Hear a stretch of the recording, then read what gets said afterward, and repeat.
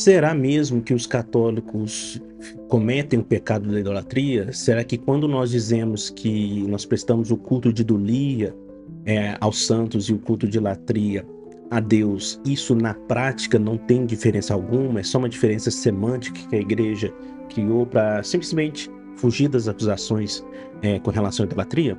Bom, no vídeo de hoje eu vou analisar e responder um vídeo do Lucas Manzoli exatamente sobre esse tema, né, da idolatria e a Igreja Católica, tá? Então, se você quer saber mais sobre esse tema, confira aqui a seguir neste vídeo.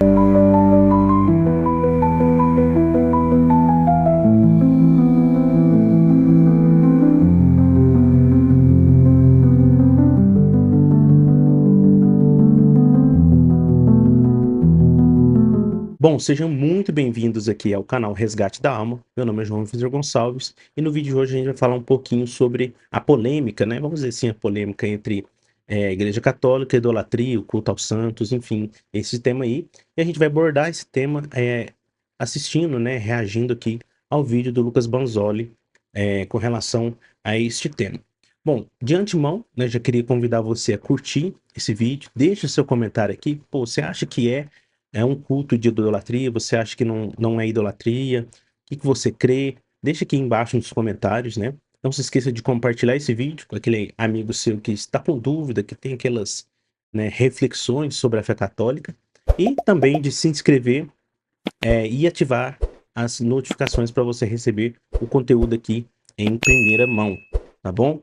Então, já vamos aqui, né? Já vamos aqui assistir o vídeo aqui do Lucas Banzoli a respeito disso.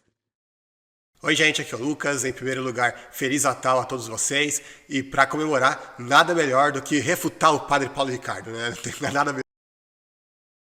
Pessoal, é só fazer um puxadinho aqui. Eu particularmente não gosto e não acho de bom tom o termo refutação, tá? Dificilmente vocês vão ver eu utilizando esse termo, tá? Porque eu não acho que eu sou capaz de refutar algo, né? Mas apenas expor e contrapor alguns pontos, tá?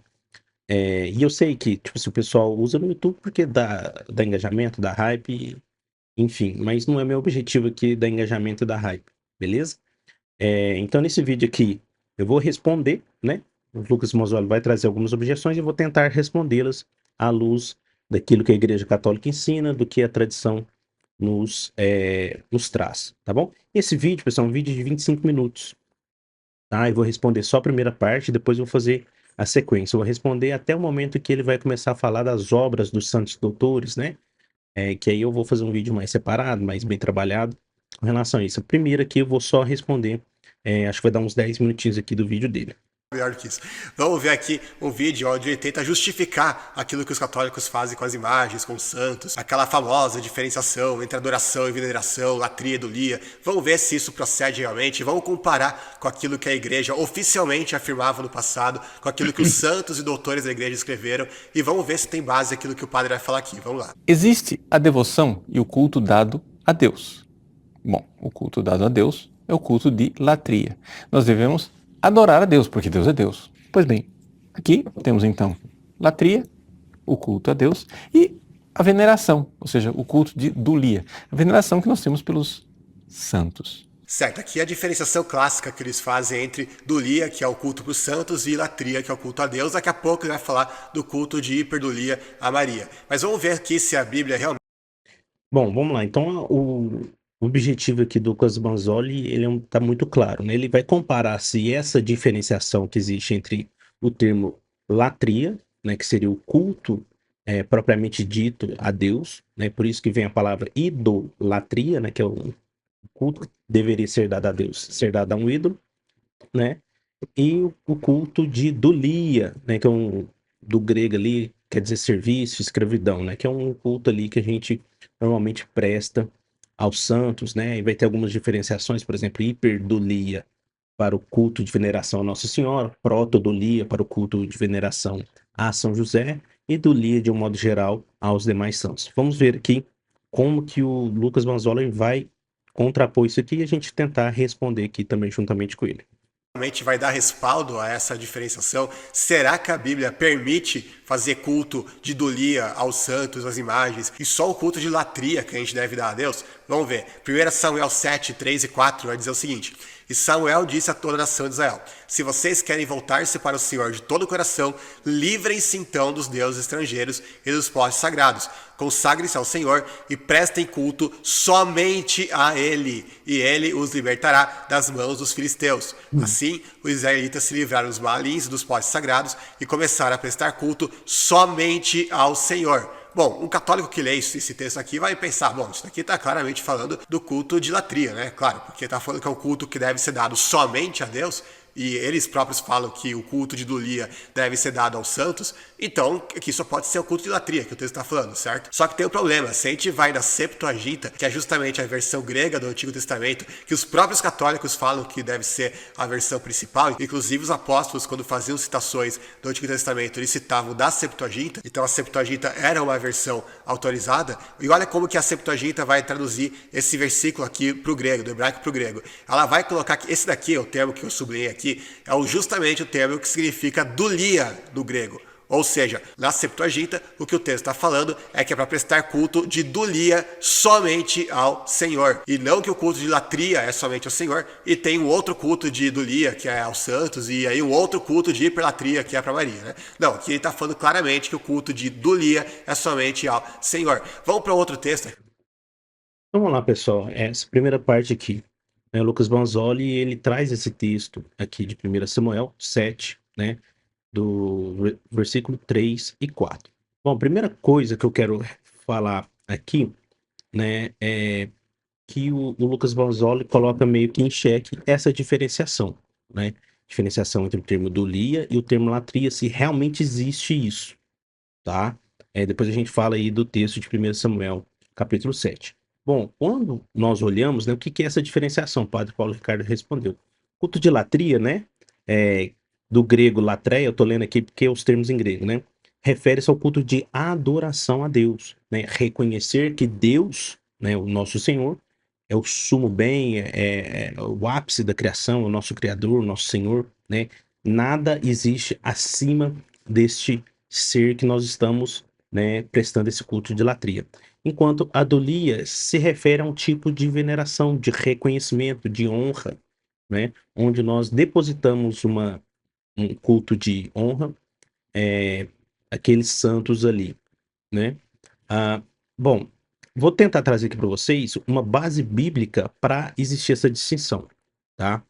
Por exemplo, em Êxodo, capítulo 20, versículo 3 a 5, diz o seguinte: Não terás outros deuses diante de mim, não farás para ti imagem de escultura, nem semelhança alguma do que há em cima dos céus, nem embaixo na terra, nem nas águas debaixo da terra. Não adorarás, nem lhes dará culto, né? Essa adoração que a gente percebe que está dizendo exatamente de latria, né? Então, é proibido ali no Êxodo um culto de latria a quem não é Deus verdadeiro, vamos dizer assim, aos ídolos, né? Outra passagem também interessante é em Josué, capítulo 5, 14, onde nós vamos ver Josué prostrando e adorando um anjo, né? Que é o príncipe do exército do Senhor, né? Quando ele encontra esse anjo, ele se prostra, né? E o termo ali no versículo diz: prostrou-se com o rosto em terra e o adorou, né? Só que este príncipe do exército do Senhor, nós sabemos que não se trata de Deus, né? Então, o termo ali para adorar, né, apesar de ele usar a nomenclatura adorar, está ali claramente se referindo à questão de reverenciar o Senhor dos exércitos ali, né? O príncipe dos exércitos, né? Um texto que eu vou trazer aqui também bastante comum é o texto de Lucas 1:48, né? Onde Maria diz, né? Todas as nações me aclamarão, né? Me chamarão de bem-aventurada, né? Onde seria aí o exemplo que nós temos do que é este culto de idolia. O culto de o quê? Trazer bem-aventuranças, né? Bem dizer o nome de Maria, bem dizer, falar bem, né? Profetizar ali, proferir palavras ali de bênçãos com relação ao nome de Maria, né? Então ela fala que todas as gerações lhe proclamariam, né, bem-aventurada.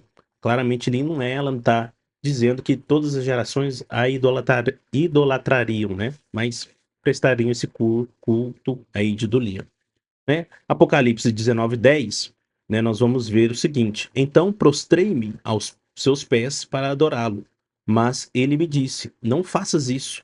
Sou servo como tu e teus irmãos que mantêm o testemunho de Jesus. Adora a Deus, né?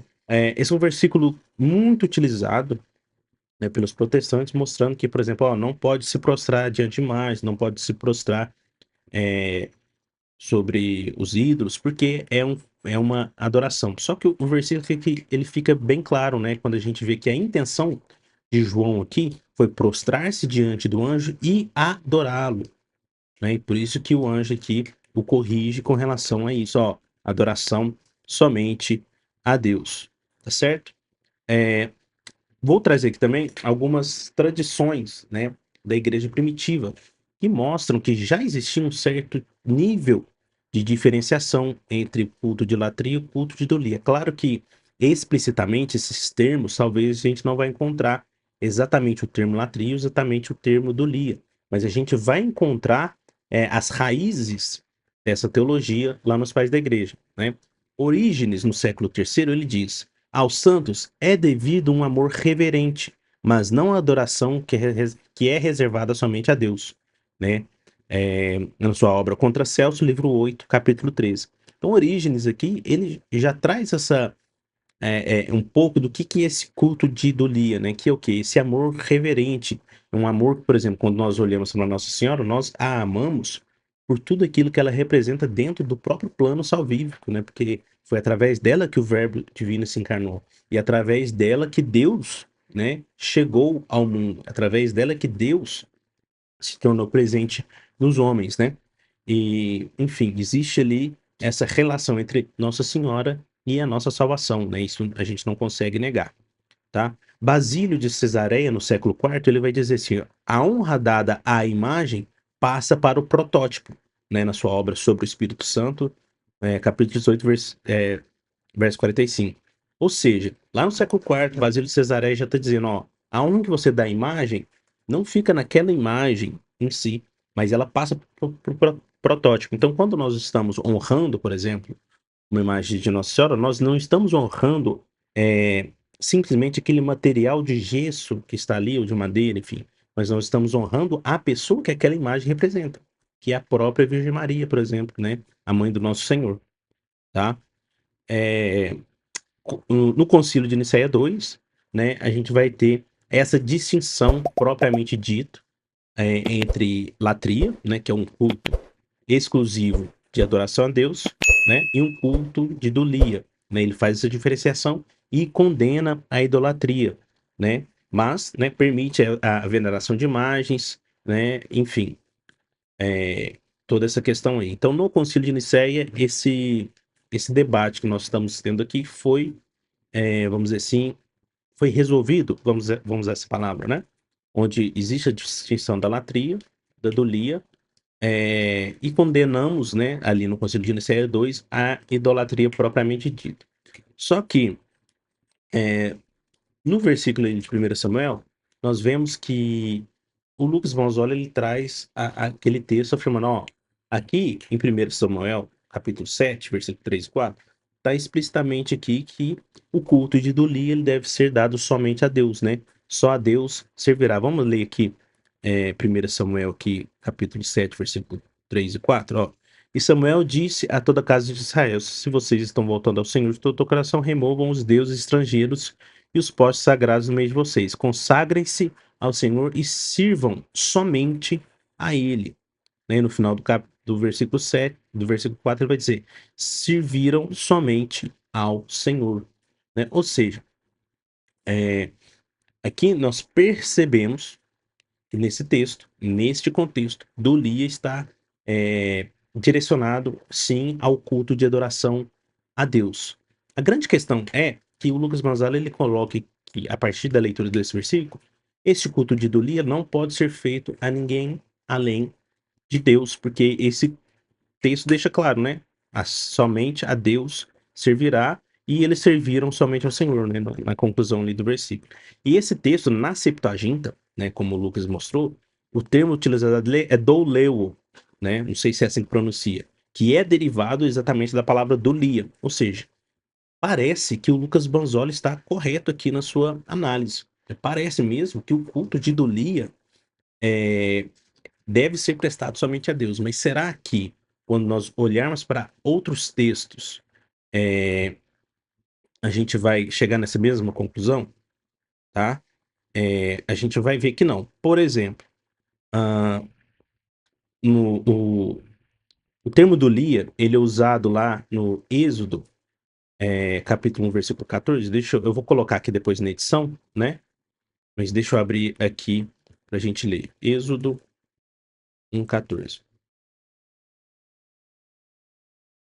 Assim que lhes fizeram amargar a vida com dura servidão, em barro e em tijolos, e com todo o trabalho no campo, com todo o seu serviço, em que os obrigavam com dureza. Né? Ou seja, nesse texto, né, do Lia, né, ali do grego, do Leu, é mesmo o texto usado em 1 Samuel 7, está sendo usado aqui em Êxodo 1, está mostrando o serviço a um ser humano, né, onde descreve o trabalho dos israelitas no Egito. Então, o trabalho de escravidão que os israelitas tinham ali, né, sob o Império Egípcio, era um trabalho de idolia. Ora, será que realmente os israelitas, naquele trabalho específico, naquela escravidão específica, era um culto de adoração aos egípcios? Né? É uma questão que a gente pode se perguntar, tá? Outro texto que a gente vê aqui, por exemplo, é Gênesis 29:15. Vou colocar aqui, ó. Gênesis 29:15. Diz o seguinte, né? Quando este lhes disse, só por ser meu parente você vai trabalhar de graça, diga-me qual deve ser o seu salário, né? Nesse contexto aqui, pessoal, Jacó está servindo a Labão por Raquel. Ele está ali querendo casar com Raquel, tá buscando Raquel ali, e ele presta um serviço, ele trabalha para Labão ali por 7 anos, né? Depois, mais 7 anos, a gente conhece bastante bem a história. E o termo utilizado ali em Gênesis 29:15 é o mesmo termo, né, de douleuo, mesmo termo em 1 Samuel, capítulo 7. Será que Jacó estava ali prestando um culto de adoração a Labão para poder se casar com Raquel? Né, se a gente observar, se a gente dizer que o doulia pode só representar um culto a Deus, como quer o Lucas, a gente vai ter que colocar essas interpretações também nessas passagens, tá bom? Êxodo 1:14, né, que é o que eu citei agora, os israelitas servem doleu, né, servem aos egípcios como escravos. Então, o termo doulia, ele não é um termo exclusivo para o serviço de Deus, né? A gente precisa entender ali que no contexto de 1 Samuel capítulo 7, o termo doulia vai significar sim um culto prestado a Deus, ou seja, o culto de adoração a Deus deve ser somente ao Deus verdadeiro e não aos demais ídolos, tá bom? Essa vai ser um entendimento e interpretação católica deste versículo e especialmente a esse texto aí. Então, esse texto em específico, 1 Samuel capítulo 7, né, versículo 3 e 4, não invalida assim, em certo modo, a distinção que a Igreja Católica faz entre idolia e latria, tá bom? Não quer dizer que, por exemplo, a palavra idolia seja, o significado semântico dela seja único e exclusivamente culto a Deus, né? Somente que, na passagem de 1 Samuel 7, nós podemos entender idolia ali, sim, como um culto de latria, por exemplo, tá bom? Mas isso não invalida essa distinção feita pela Igreja Católica. Vamos aqui ver a continuação. Aqui do Novo Testamento mesmo, que vai dizer o seguinte, Mateus 6:24: ninguém pode servir a dois senhores, pois odiará um e amará o outro, ou se dedicará a um e desprezará o outro. Vocês não podem servir a Deus e ao dinheiro. E mais uma vez, quando a gente vai no grego, olha a palavra que aparece no grego, justamente doulia, ou seja, quando fala de servir a dois senhores, não pode servir a Deus e ao dinheiro, tá lá doulia do grego. Ou seja, o texto mais uma vez está falando que é para fazer o culto de Dulia a Deus e que não pode fazer o culto de Dulia para Deus e para mais alguma outra coisa. Ou seja, o culto de Dulia deve ser dado exclusivamente a Deus. Então aqui está totalmente refutada a diferenciação que eles fazem entre Dulia e Latria, até porque no grego é sinônimo uma coisa e outra, não tem nem essa diferenciação, e a própria Bíblia vai falar que o culto de Dulia deve ser dado somente a Deus. Ah, mas Lucas e os textos lá que falam para a gente servir uns aos outros, né, ser de servos uns dos outros, esses textos não estão falando no contexto de culto, estão falando simplesmente da gente ajudar o próximo, ser abnegado, viver pelo próximo, e não no sentido de culto. Sempre que a Bíblia vai falar de Dulia no sentido de culto, é um culto que é dado somente e exclusivamente a Deus. Mas vamos ver que Em relação aqui ao versículo 6:24, né? O termo ali utilizado realmente é o termo de Dulia, né? Onde você não pode servir a Deus, né? O servir ali realmente o termo Dulia, e não pode servir a Deus e ao dinheiro, né? Ou a mamon, dependendo da tradução, né? Então, o que acontece? O termo Dulia ali, né? Utilizado, a gente viu utilizado no Velho Testamento, agora a gente vai ver utilizado no Novo Testamento, né?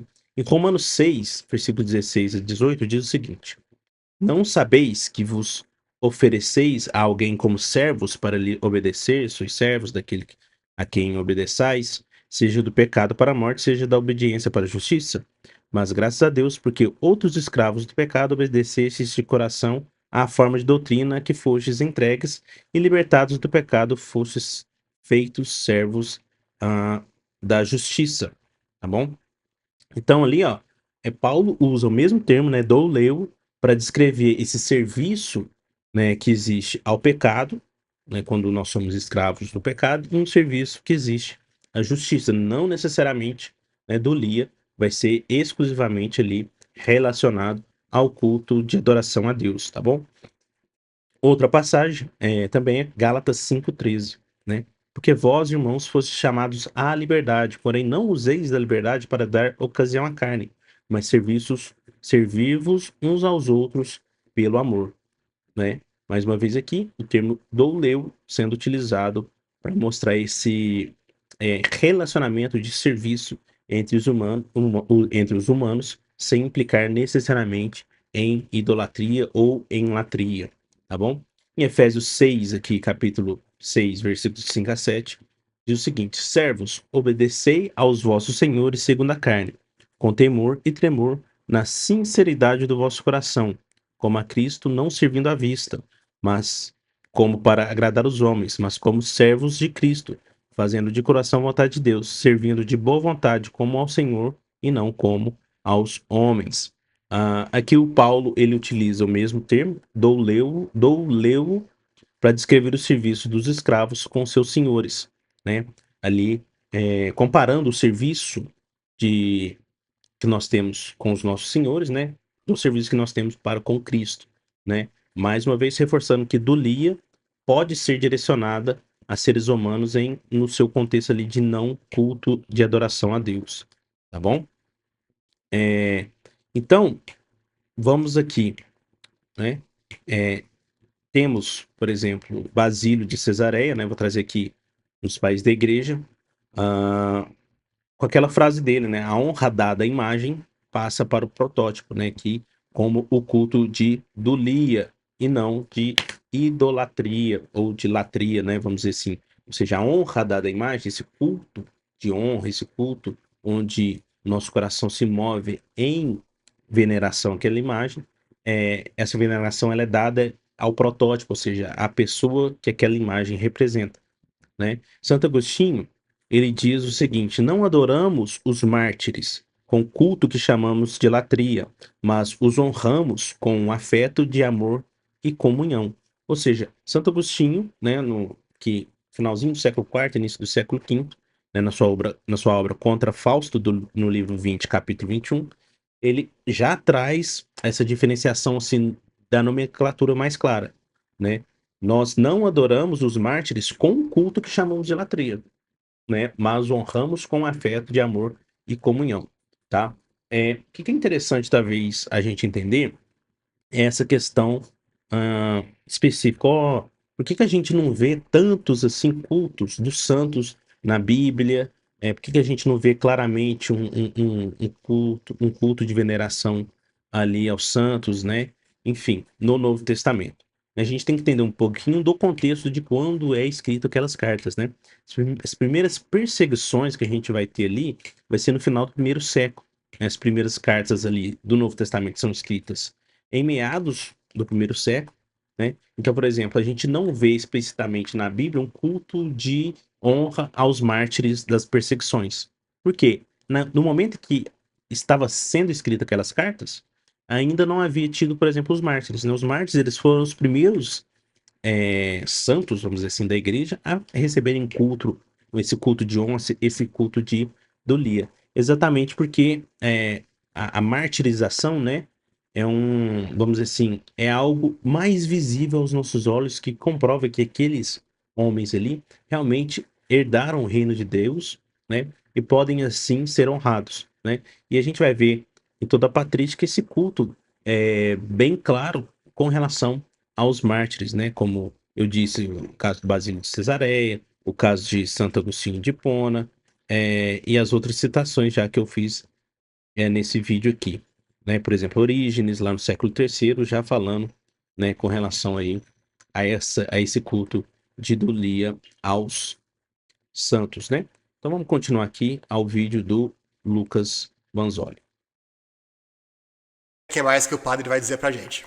Mas o fato é que existe essa terceira forma de devoção, que é o que nós costumamos chamar de culto de hiperdulia, que não é somente a veneração do santo, só que em grau maior, em quantidade maior. Existe algo diferente na Virgem Maria, que é o fato de que ela está tão unida à humanidade de Jesus que nós não devemos adorá-la, mas o culto devido a ela está numa outra ordem, aquilo que nós chamamos de ordem hipostática.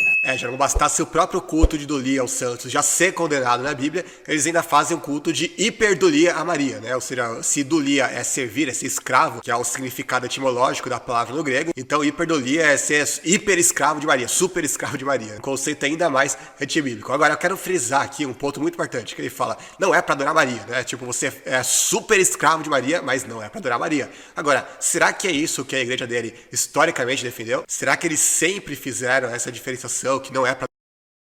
Bom, parece que o Lucas vai trazer algo a mais aqui. Vamos fazer essa primeira análise aí com relação ao conceito da hiperdulia, né? A hiperdulia, como o padre Paulo Ricardo disse, ele reflete esse culto específico e especial dado a Nossa Senhora, né?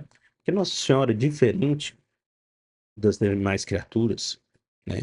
Ela foi criada especificamente com o único propósito de dar a encarnação ao próprio Deus, né? Então, Nossa Senhora Virgem Maria, ela tem um papel único e ela tem uma relação única, né, que nenhuma outra criatura vai ter com o próprio Deus, né? Onde, através do ventre de Maria, este Deus, né, que é um Deus imaterial, que é um Deus invisível, que é um Deus supremo, ele se torna uma, né, como se fosse uma criatura. Ele vai ter ali a natureza humana, que é uma natureza criada, né? Então, existe sim, né, principalmente para nós católicos, essa grande diferenciação de Maria com todo o restante da criação, por causa especificamente desse papel único dela, né?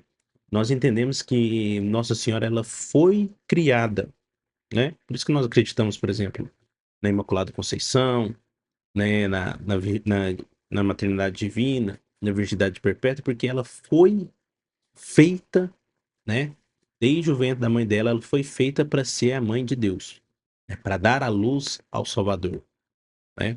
Então, a gente percebe que existe, né, essa diferenciação entre os demais santos. Então, Nossa Senhora não é um santo mais santo que os outros, não é só isso, tá?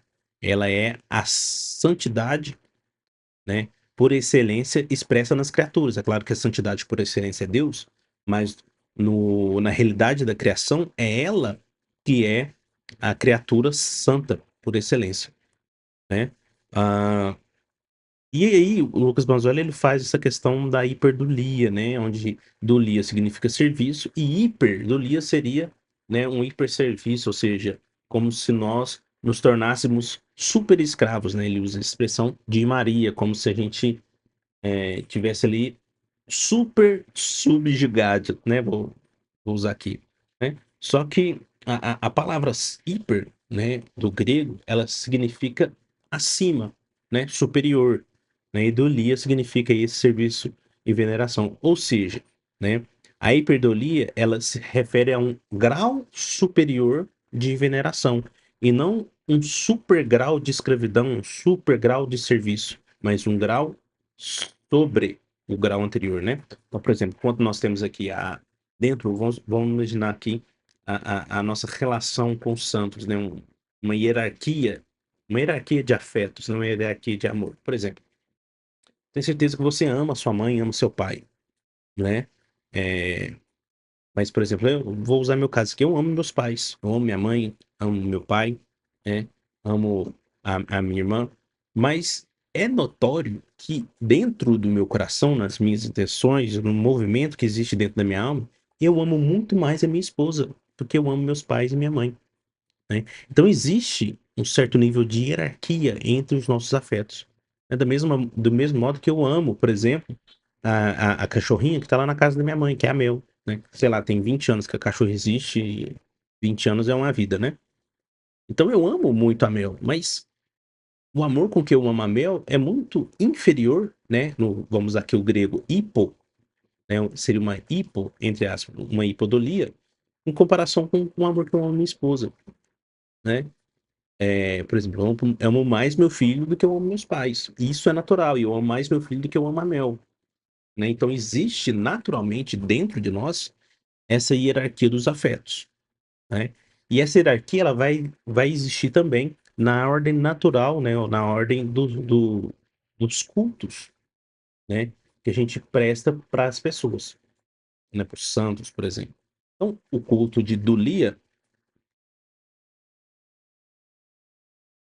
o culto de Dulia seria esse culto, né? Vamos dizer assim, normal para os santos de uma forma normal.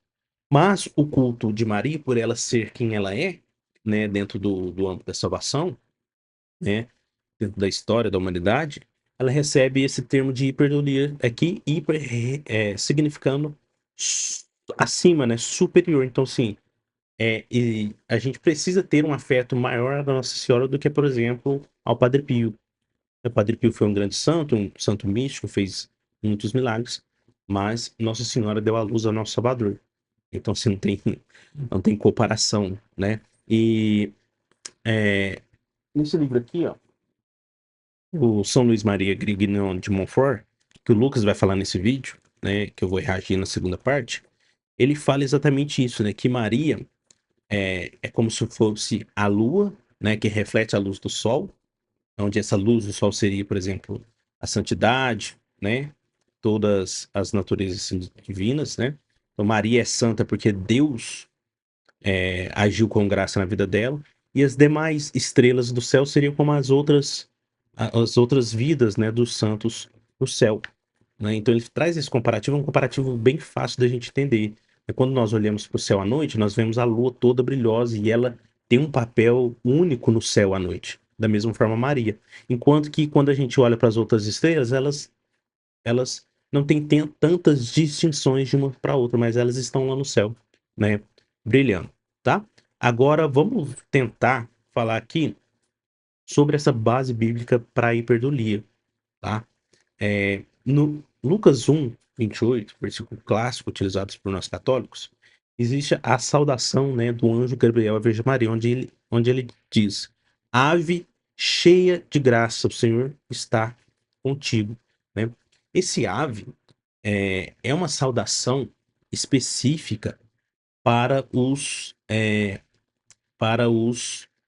imperadores de Roma, né? Então a gente observa que Maria, ela tem uma posição dentro da própria, vamos dizer assim, hierarquia das coisas. Ela tem uma posição de destaque, né? Porque se um anjo, que é uma realidade da criação muito superior à nossa, humana, Como pode um anjo, né, que está muito acima de nós, humanos normais, vir e nos chamar, por exemplo, de ave, que é uma saudação dada ao imperador de Roma, né? Dentro do contexto do Império Romano, né? Então, nós percebemos que esse anjo reconhecia em Maria uma certa realeza ali, vamos dizer assim, né? Esse é um dos motivos, por exemplo, uma das justificativas que a gente coloca Maria como rainha dos céus, porque ela é mãe do rei dos céus, né, que é o Cristo, né? Mas o interessante, quando o anjo chama Maria aqui de cheia de graça, o termo grego utilizado é o kekaritomene, que significa cheia, né, plena.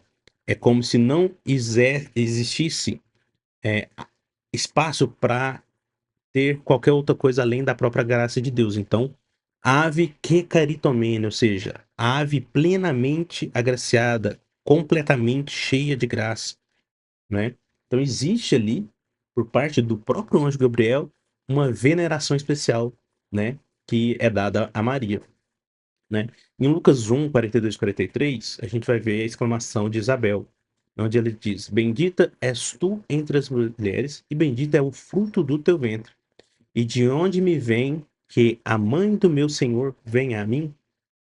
Ou seja, aqui Santa Isabel, primeiro, ela reconhece que Maria é mãe de Deus, né? A mãe do meu Senhor. E segunda parte, ela já diz, ó, bendita és tu entre as mulheres, né?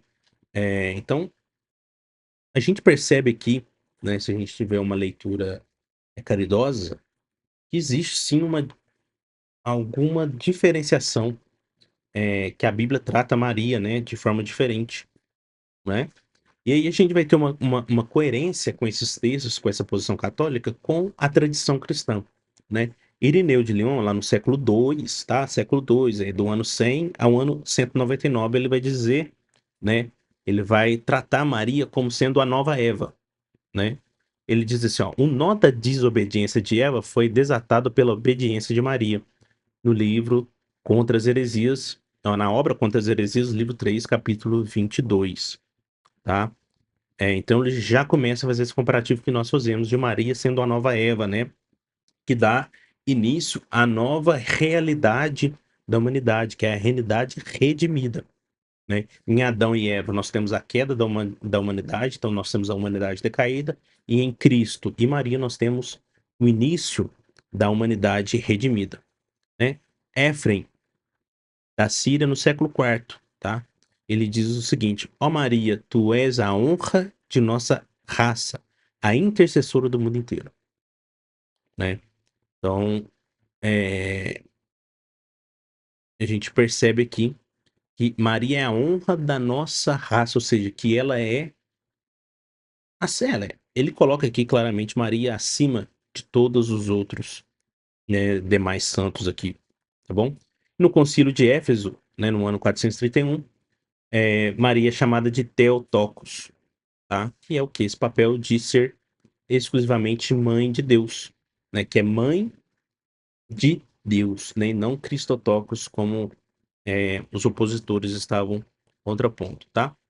Com relação a essa questão aqui da hiperescravidão, né? De nós somos hiperescravos, ah, a gente percebe que o Lucas Banzoli ele faz uma interpretação errônea do termo, né? Onde hiper não quer dizer que é super escravo ou super serviço, né? Mas uma superioridade, uma posição acima do termo utilizado. Por exemplo, hiperdulia, né? É um culto de dolia que está superior ao culto normal de dolia, tá bom? No Concílio Vaticano II, na encíclica Lumen Gentium, diz: Maria, pela sua múltipla intercessão, continua a obter-nos os dons da salvação eterna. Por isso, a Virgem é invocada na igreja com os títulos de advogada, auxiliadora, socorro e medianeira, né? Ou seja, a veneração especial a Maria, a gente não consegue exatamente colocar como idolatria, tá? É difícil, é difícil colocar como idolatria porque vai faltar ferramentas e argumentos suficientes para isso.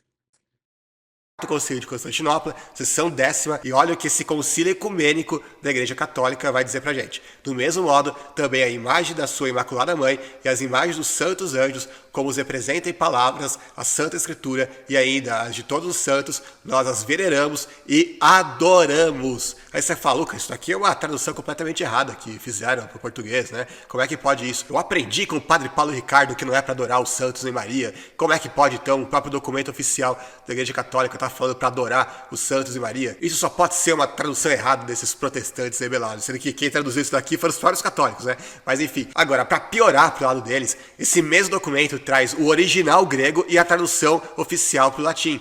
E o grego vai trazer proskinel, que é justamente a palavra para adoração, e o latim vai trazer adoramos. E como se não bastasse, vai falar veneramos e adoramos. Ou seja, claramente dizendo que a adoração aqui não é a própria veneração. Senão ele não ia dizer veneramos e adoramos. Já que supostamente os católicos apenas veneram e não adoram. Mas não, ele vai dizer explicitamente veneramos e adoramos. Ou seja, eles fazem as duas coisas, veneração e também adoração. Então não faz o menor sentido interpretar aqui adoramos no sentido de veneramos, porque o texto já diz veneramos. Será que o texto então estaria dizendo veneramos e veneramos, né? Não faz o menor sentido isso. Inclusive o próprio catecismo católico, olha só o que o catecismo católico vai dizer no verbete 2132. Com efeito, a honra prestada a uma imagem remonta ao modelo original, e quem venera uma imagem, venera nela a pessoa representada. Aqui o catecismo vai usar a palavra venerar. Quem venera uma imagem, venera nela a pessoa representada. Só que a gente sabe que o catecismo ele não foi originalmente escrito em português. Ele foi originalmente escrito em latim. E olha o que vai dizer o original em latim desse mesmo verbete do catecismo. Quem adora a imagem nela representada. Ou seja... Vamos lá, pessoal. Vamos analisar isso aqui que o Lucas Banzoli falou, né? Até parece, né, para quem tá, vamos dizer assim, não tá acostumado com os termos, né? Parece que a gente foi pego aí com as calças curtas, né? Com relação aí, vamos falar primeiro do Quarto Concílio de Constantinopla, né? Onde o termo ali prosquineio e adorare, né? No original grego e latim, são relacionados aí à adoração, né? E ali o texto estava falando aí em relação a Maria e aos santos, né? Vamos lá. O que é o Quarto Concílio de Constantinopla? Ele foi convocado, convocado para resolver disputas eclesiásticas e reafirmar a ortodoxia da igreja. Entre os temas tratados estava a veneração de imagens, uma questão que já havia sido abordada no Concílio de Nicéia II, né? Este último havia condenado a iconoclastia, ou seja, o que é iconoclastia? A destruição das imagens sagradas, e reafirmado a legitimidade da veneração de imagens como um meio para honrar a Deus e os santos, né? O Quarto Concílio de Constantinopla reafirmou os ensinamentos do Concílio de Nicéia II, especialmente no que diz respeito à veneração de imagens, tá? Porém, é importante a gente perceber que, mesmo utilizando os termos proskineo e adorare, né, respectivamente em grego e latim, isso não significa que o concílio ali está falando de culto de adoração a Deus. O que a gente tem que entender como uma distinção bem importante é que o culto de idolatria, né, a idolatria é o quê? Você colocar algo no lugar de Deus, né? E assim, qualquer católico minimamente formado, tá? Talvez nem aqueles que fizeram catequese quando era criança, eles sabem que quando estamos falando de Maria, estamos falando de alguns santos, estamos falando dos anjos, nós não estamos colocando Maria no lugar de Deus, tá? A gente não acha, por exemplo, que Maria é que criou o mundo, que ela é toda poderosa, que ela é onisciente, que ela é onipresente, que ela é onipotente, né? A gente não percebe isso, a gente não fala isso, a gente não assume essa verdade, tá? Que são que, sim, é coisa assim simples, porque nós olhamos para Maria e não temos ela como deusa, né? Nós olhamos para os santos, não temos eles como deuses, né? A não ser que a gente faça, né, aí provavelmente vai ter que ser assumido, que nós católicos praticamos o culto de idolatria sem saber que estamos idolatrando. É o que parece não fazer sentido algum, já que o culto de idolatria é um culto com a intenção da alma e do intelecto de prestar um culto àquela divindade, né?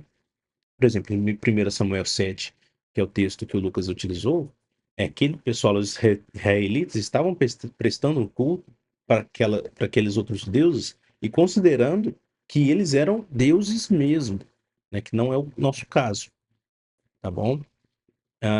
Então, Maria e os santos não têm na nossa vida uma posição de que eles ah, são o cerne, o centro da nossa vida, né? Porque realmente não são, né? Agora, com relação aos termos proskineo e adorare, né? Eles são termos que têm significados ambos, eles não têm um significado próprio de adoração a uma divindade, não, culto de adoração a uma divindade, né? O termo proskreneo, né, significa literalmente inclinar-se, né, ou prostrar-se, do grego, né? E aí a gente vê esse mesmo termo, por exemplo, em Mateus, capítulo 2, versículo 11, escrito: Entrando na casa, viram um menino com Maria, sua mãe, e prostrando-se, o adoraram. Aqui, prosquineos é usado para descrever a adoração dos magos ao menino Jesus, né? Aqui é utilizado como latria, tá? Porém, em Gênesis 33, versículo 3, diz o seguinte: Ele passou adiante deles e prostrou-se 7 vezes até o chão, enquanto se aproximava de seu irmão. Aqui, proskineo, né, é utilizado para descrever o ato de Jacó se prostrar diante de Esaú, né, que é um gesto ali de respeito, um gesto ali de honra ao irmão dele, não de adoração divina. Isso aí fica claro pelo próprio contexto. Né? O termo adorare em latim, ele tem um significado também amplo, que pode significar tanto o ato em si de adorar, quanto o ato de prestar homenagem, né? O ato de venerar, por exemplo. Em Êxodo 20, versículo 5, está escrito assim, ó: Non adorabis ea nece coles ea. Ou seja, aqui, né, o termo adorar é usado no contexto de latria, né? Referindo ali a proibição ao culto de idolatria, né? A adoração aos ídolos. Porém, no Gênesis 23, 7, está escrito assim: Surrexit Abraham et adoravit populum terre, videlecet et. Ou seja, ele está falando do ato de Abraão inclinar-se diante dos hititas, né? Será que aqui Abraão estava querendo adorar os povos hititas? Né? Será que era uma adoração divina aos povos hititas? Será que Abraão considerava os hititas como deuses? Né? Ou seja, o termo em si, que eu quero que vocês entendam, o termo em si, proskineo e adorare, não significa único e exclusivamente, né, um culto de adoração divina. Então vai depender do contexto, né? E no contexto ali do Quarto Concílio de Constantinopla, a gente percebe que a gente está falando ali e claramente de veneração, né? Porque é aquela passagem, né? A honra é prestada à imagem, passa o protótipo, e aquela que venera uma imagem, venera nela a pessoa apresentada, tá? O Lucas também falou aí do catecismo, né? No parágrafo 2132, onde diz: o culto cristão das imagens não é contrário ao primeiro mandamento, que proíbe os ídolos. Com efeito, a honra prestada a uma imagem remonta ao modelo original. E quem venera uma imagem, venera nela a pessoa representada, onde essa palavra venera aqui está em latim adorare, né? Só que a gente percebeu, né, logo que a gente tinha falado, que adorar aqui não significa exclusivamente o culto de adoração a Deus, tá bom? É uma questão de contexto. E o interessante é que o Lucas, ele, no finalzinho aqui, ele não leu o restante do texto. Deixa eu ver se eu volto aqui na imagem para vocês verem. Aqui está escrito, ó: Honor sanctis imaginibus tributus est reverens veneratio, non adoratio que solo Deo convenit. Ou seja, que está falando assim, ó, quem venera a imagem, venera o protótipo que está nela representado. E no final aqui, ó, fala assim, ó, não não adoratio, né? Não adore, que é somente a Deus, né? O finalzinho do parágrafo 2132 está falando que a adoração é exclusivamente a Deus, né? Parece que fica uma leitura muito confusa, né? Se a gente considerasse que adorar aqui é exatamente adorar, né? Porque tá falando assim, ó, quem adora a imagem, primeiro começa, né? O culto cristão das imagens não contraria o primeiro mandamento, né? A imagem é honrada, né? Ó, quem adora a imagem, quem venera a imagem, né? Venera a coisa nela representada. Não faz sentido você falar assim, ó, quem adora a imagem, adora a coisa nela representada. E depois, no final do texto, falar que a adoração é somente a Deus. Primeiro você fala assim, ó, o culto de imagem não contraria o primeiro mandamento, que condena a idolatria. Quem venera a imagem, venera o que nela está representado. E no final, se você complementa, a adoração é somente a Deus. Ou seja, não faz sentido se, no, se nesse parágrafo a gente lê da forma que o Banzoli leu, né? Olha para você ver, eu tô lendo aqui, ó. O culto às imagens não quebra o primeiro mandamento. Depois eu falo assim, ó, você tem que adorar a imagem. E depois eu falo, você não pode adorar nada além de Deus, né? Adoração é somente a Deus. Isso fica um texto totalmente contraditório, né? Se a gente ler e tomar aí como o próprio Lucas Banzoli leu, tá certo? Então, o termo adorar aqui, né, como a gente já viu, ele pode ser reformulado com relação a- às outras questões, né? Não necessariamente um culto de adoração a Deus, tá bom? Deixa eu ver aqui.